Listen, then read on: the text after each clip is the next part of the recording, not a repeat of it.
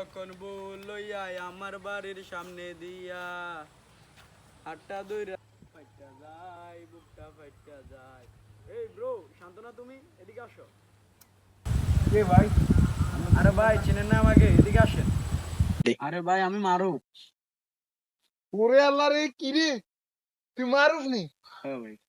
কি রে তুই এতদিন কোন আসলা? তোতে কি রে বুঝলাম, তুই তো গেটা ম্যাডাম লই সিনে চশমা ভাই লাগে। আমি তো 3 বছরের জন্য একটু কানাডা গেছিলাম, ইয়ে কানাডা গেল তুই? গতকালকে আসলাম। দুদিন দিন কাতে ছাগল চুরির ধরা খাইছস। ছাগল চুরির ধরা খাই না তোর থানা দিছে, তুই এর কোন গেছস?